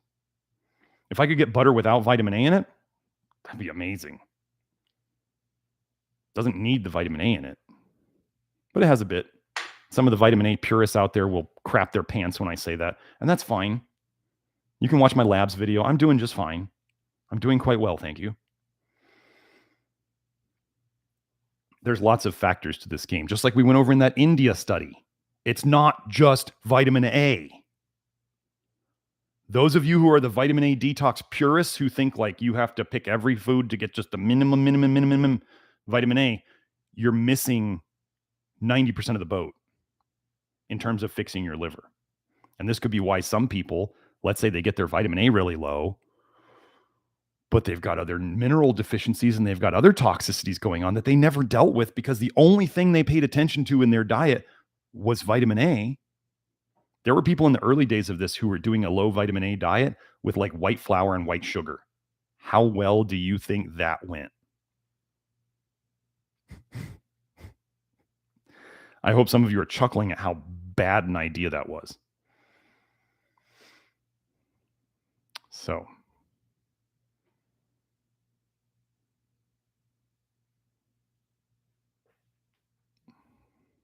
Oh, Arnab says I'm lagging. Sorry, my internet connection has been crap lately. I can't change that. So Barney asks, are there any nootropics you would ever recommend, like alpha-GPC under certain conditions? I mean, you can do, okay. Nootropics, nootropics, however you want to say it. I haven't looked up the proper pronunciation of it, and I think people pronounce it all sorts of different ways. They pronounce it different ways. Choline. Let's just say that I were to make the statement that vitamin A in your blood,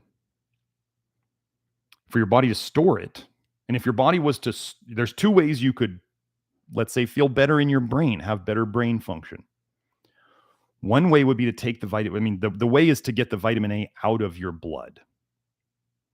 The short-term way, which is not helpful, well, you could get symptom relief, better brain function, by shoving that vitamin A in the blood and other toxic things in the blood that are fat-soluble into your liver. Okay? Do you know that there's a choline-requiring enzyme to store vitamin A bound to fatty acid esters into your liver? Why is the enzyme's not coming to my mind right now? Lecithin, retinyl, acyl transferase. Lecithin, what is that? Phosphatidylcholine. Glycerophosphorylcholine, GPC, alpha-GPC. It's basically going to be the same function in the body. The long-term effect, the long-term way to get better brain function, like if you think my brain functions pretty well, would be to get rid of the toxic bile out of your liver and stop leaking bile into your blood by fixing cholestasis. You can see the proof that I'm doing this on my last labs video, which shows that the bile acids in my blood are decreasing. I'm fixing the cholestasis. So the long-term real way of fixing it would be to get the poisons completely out of your body and to stop leaking bile into your bloodstream. How do we do that? Well, one of the ways lactoferrin can help fix the bile pathway, and you can find that at the store. Getting the right minerals is really important to proper liver function. That Keystone Minerals is a really good start on that. You can find those in the store. But nootropics are either going to stop your bile production and excretion, or cholines are going to shove more vitamin A. They're going to take the vitamin A out of your blood and shove it into your liver. Gosh, my brain functions so much better now because the poisons are more out of my blood for a while. And then it wears off. And then as you use a drug, the drug effect, 2 markers of a drug effect are tolerance. You need more over time to get the same effect, and withdrawal, which is when you don't take it, you don't feel as good. You get symptoms like caffeine. You quit caffeine. You're a caffeine junkie every day, and you quit it, and you feel, I can hardly stay awake. I have headaches, right? That's withdrawal. That's drug effect. So nootropics, what do they tell you on them often? They say cycle them.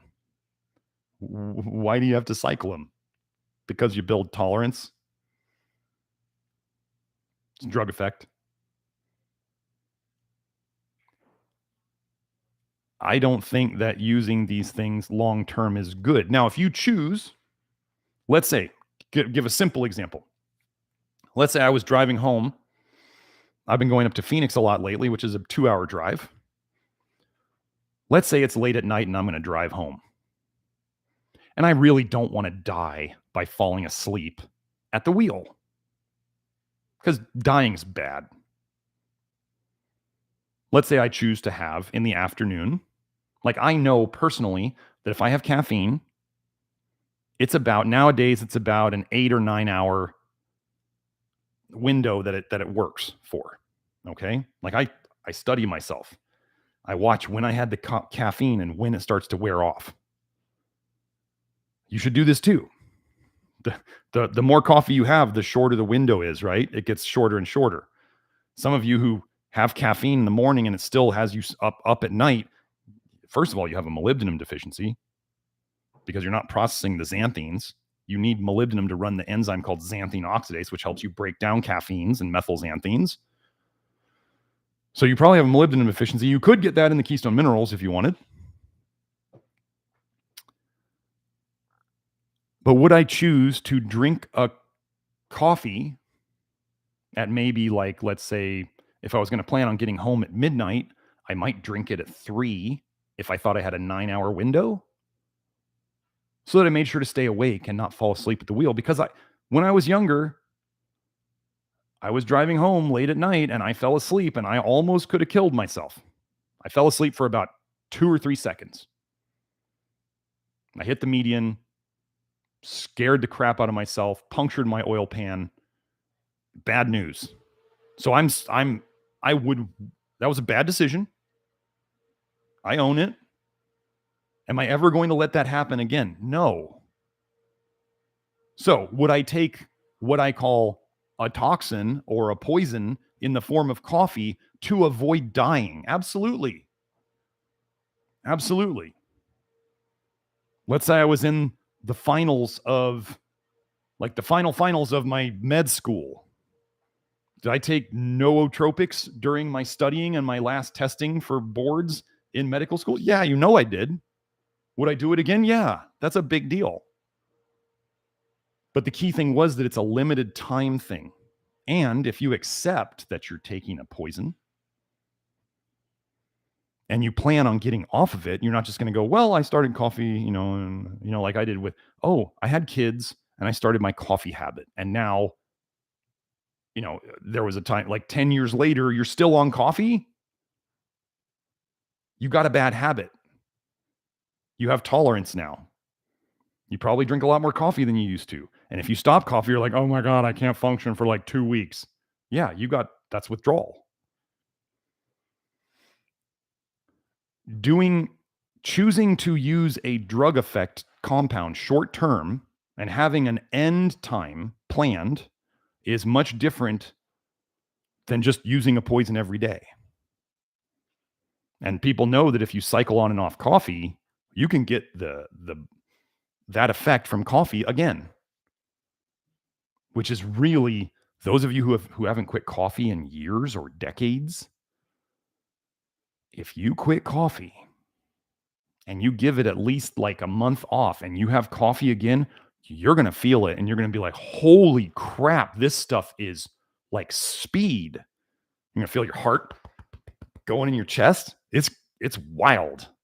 Like once you break the coffee addiction and you have coffee again, you understand the power of that. And then you go, I was drinking that every day. I was drinking more than that every day and I couldn't even feel it.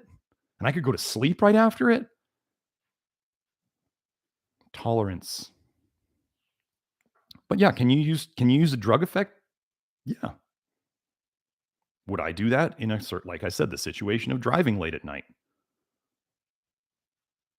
If I didn't sleep well and I was going to a gun class where if I'm not up, it could hurt people, might I consider having coffee on that day? Yeah.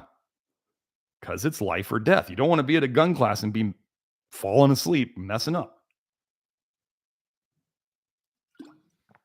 So no ootropics. Just think of them as a drug effect and use them accordingly. Long-term drug effects are not good for you. Okay, I think I got like one more question.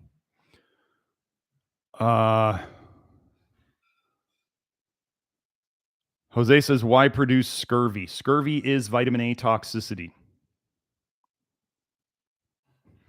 There's a paper. Here, I'll put it up. You can go find it. The whole paper,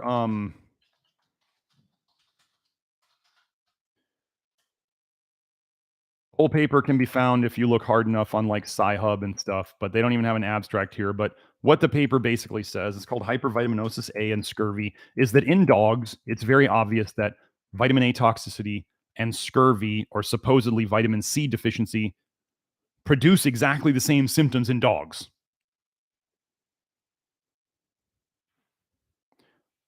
Vitamin A toxicity and scurvy, vitamin C deficiency, cause exactly the same symptoms in dogs. Scurvy's coming back. I don't know if you know this, but you can look it up. Scurvy's coming back in developed countries. What am I telling you is an epidemic? Oh, wait, I have a vitamin A toxicity epidemic video on this channel showing you that in the 27 cadavers of Americans that they studied, a full 1/3 of them had vitamin A toxicity by liver biopsy. Vitamin A toxicity is going up. Scurvy's coming back. If you watch my labs video, my serum vitamin C, my serum ascorbic acid is technically low, out of range. I should have scurvy symptoms. I don't eat vitamin A much, and I have low vitamin C, and I don't have scurvy symptoms. Wow, isn't that fitting what we're saying here? I've been minimizing or reducing my vitamin A for going on 4 years now. And I don't eat much fruit. I might have a banana or two a day, and some of the other days I have an apple.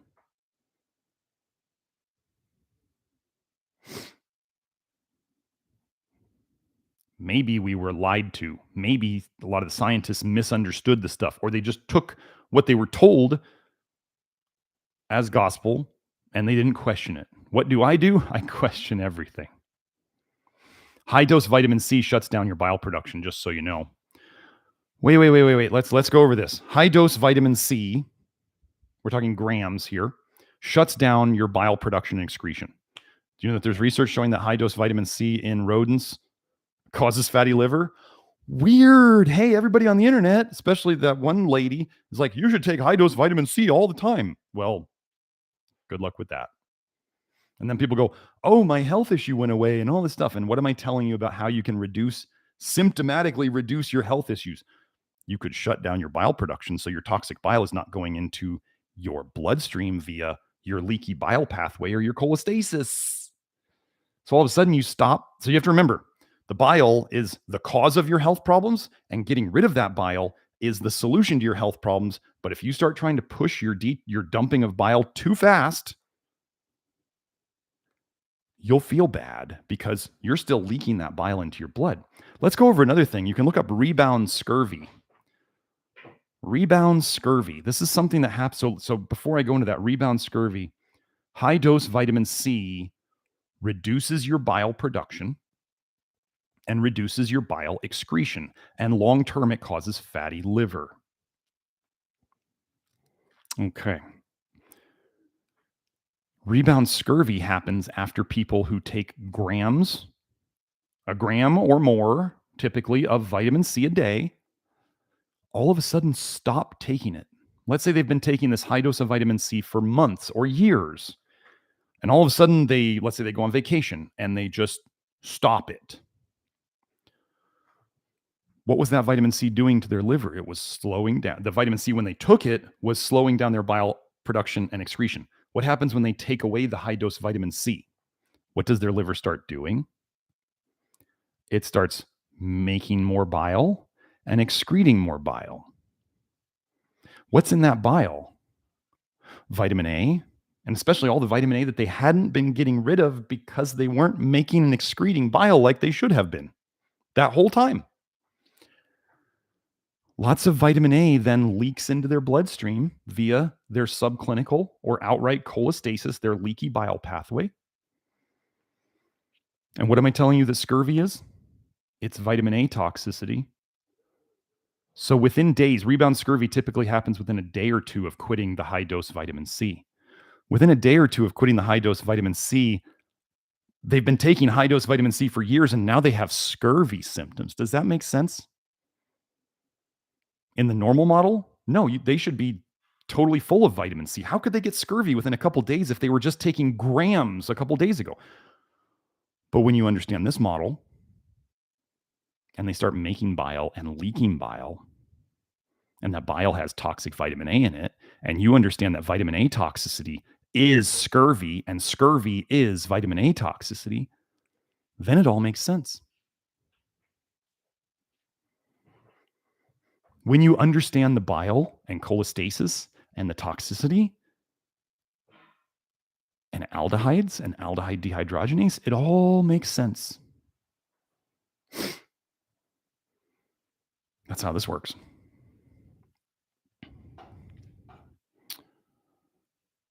Casey says, when I was last in India, everyone had a copper bracelet on. My parents always got me to wear one when I was growing up.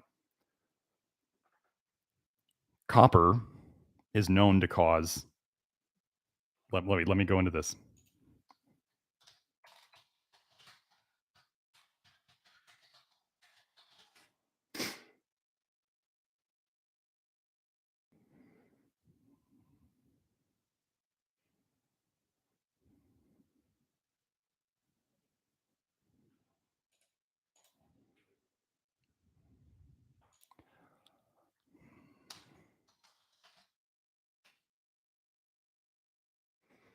From the NIH article on copper,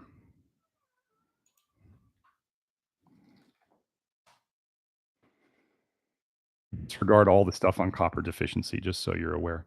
I want to read this one for all you copper pushers, fraudsters, shysters. However, accidental or intentional copper overdose can cause an acute liver injury. And chronic ingestion of excessive amounts of copper can result in copper overload and chronic liver injury.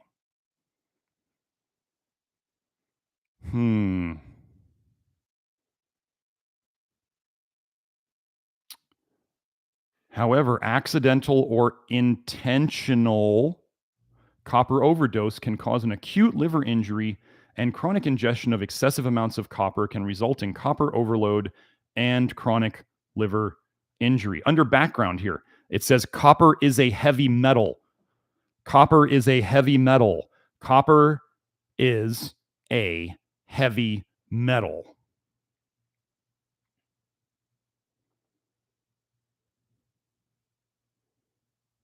Copper is a heavy metal. Acute overdoses of copper can lead to early appearance of cardiovascular collapse, coma, and death within hours. Liver injury tends to arise after 24 to 72 hours and is characterized by marked elevations in serum aminotransferase levels. Those are liver enzymes. Minimal increases in alkaline phosphatase. Early appearance of hepatic failure leads to death. And elevation in prothrombin time and ensuing jaundice. Shock and renal failure. Why would the kidneys fail? Oh, because of the toxic bile going into the blood, going to the kidneys. Anyway, shock and renal failure may also present as well as rhabdomyolysis and severe hemolytic anemia. That's destruction of red blood cells. The overall clinical pattern of the liver injury is that of acute hepatic necrosis, cell death, and the hepatic manifestations resemble the acute toxicity of iron and zinc and can be reproduced in animals.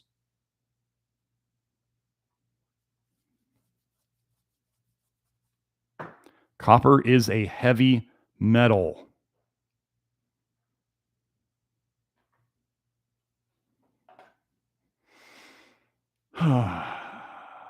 But nah, don't believe me. Don't believe me. You copper pushers. Don't believe me. Come back crawling when you realize how sick you've made yourselves and apologize to your people when you realize you messed up. Sack up and apologize to them when you realize you messed up. I've done it. I've apologized to people about giving them vitamin D rat poison supplements. I've apologized to people for giving them vitamin A supplements and putting them on high vitamin A diets, giving them liver pills. I'm obviously here going over copper toxicity. I figured out the copper problem very quickly. I don't think I ever gave people much copper at all. So I didn't really need to apologize for that. But you guys are out there with your bioavailable copper garbage, a revolution in copper. You're poisoning people. And I'm sure you're seeing it. But what you guys do is you kick people out of your Facebook groups when they start saying, I don't feel good from doing this. I'm getting worse. I don't feel good. What should I do? And they tell you to double down on your cod liver oil or double down on your bioavailable copper intake, and you get worse. And you keep telling them you're getting worse. And what do? They kick you out of the groups. I heard a guy, he was contacting me in my Facebook messages, and he's like, I've reversed all of my problems with 100 milligrams a day of copper sulfate. And in the guy's Facebook background picture, he had a bag of copper sulfate powder. And I'm trying to tell him, like, look, dude, so how would the copper resolve health problems for a while? These things that cause cholestasis and liver injury, it means they slow down your production of bile and your excretion of bile. So you're making fatty liver. And so you don't push the bile into the blood that was making you sick. This is the worst case of robbing Peter to pay Paul. You're going to pay the interest on that bad decision later. That interest is building up. As your liver builds up the toxins, at some point it can't store them fast enough. You run out of room, just like if you ran out of room in your house to store all the extra crap that you're keeping. And it overflows and it kind of explodes. You actually have like vanishing bile duct syndrome, and you have hepatic necrosis, cytotoxicity. Cells start basically just dissolving or blowing up or shriveling, and they can't hold anymore. Fatty liver comes before cirrhosis generally. Some people can just go straight to cirrhosis, but some people go through fatty liver first. It's like almost all diabetics were hypoglycemics in terms of their symptoms. They would always have these blood sugar crashes, and they couldn't figure out why their blood sugar kept crashing. Almost all diabetics were hypoglycemics. There's a pattern to it, but some people just jump straight into diabetes. They don't seem to, there's no like pass, go, collect $200. Different people have different patterns. Different systems collapse under different loads. They all collapse at some point, though, when the wrong things are done. So I got to get off of here pretty soon. I had a little extra time today.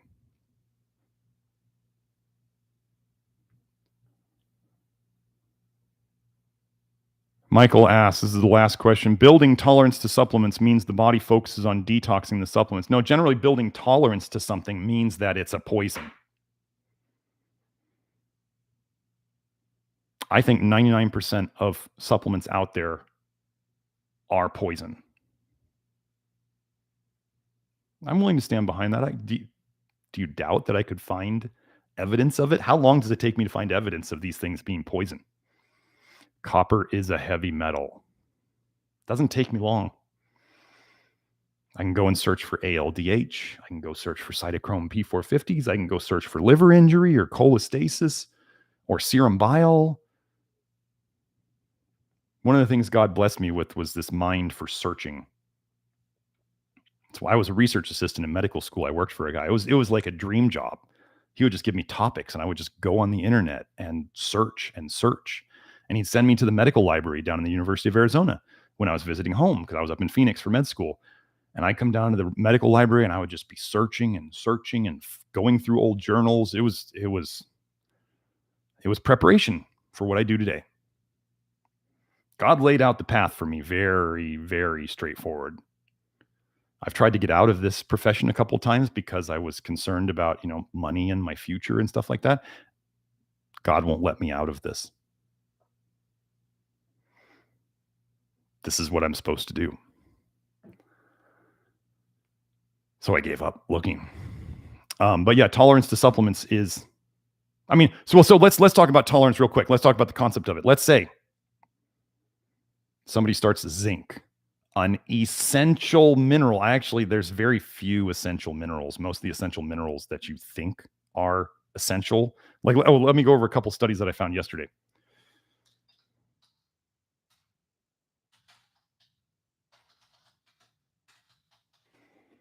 Chromium, right? Chromium's good for blood sugar. You need it for blood sugar.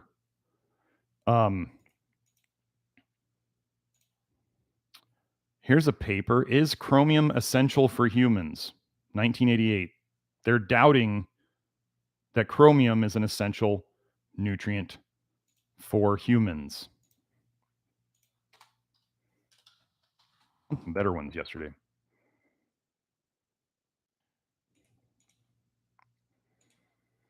Another one, is chromium an essential trace element in human nutrition? They're questioning it. 2012. Last sentence of it.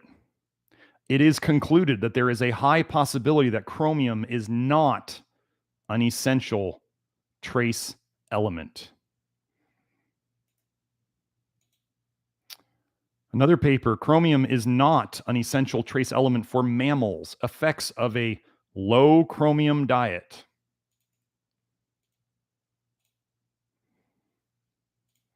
Let me put these links here for you guys. I don't want anybody to say, I'm just making stuff up. They could, because people do that when I question their reality too much.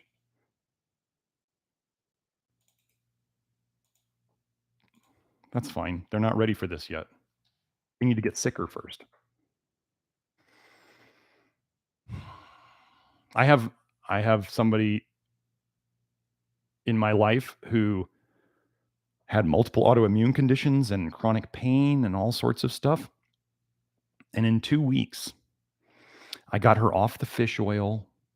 I got her off the vitamin D. I got her off the prenatal multivitamin. She started trying to reduce, the spicy foods that she was eating. She's trying to reduce the vitamin A foods that she's eating. I got her on some magnesium lotion and spray. And in 2 weeks, she says her chronic pain is significantly lowered. And her mind is just said my connection was unstable. So sorry if I disappeared there for a second, but I keep getting the connections unstable. And I've been on here 2 hours, so I'm just going to... I am just going to wrap it up now. Hope you all enjoyed it. Dr. Garrett Smith, nutrition detective. nutritiondetective.com. If you need anything, I talked about things today. Hopefully, I'll be able to get some of those links down in the comments, and I will see you all next time.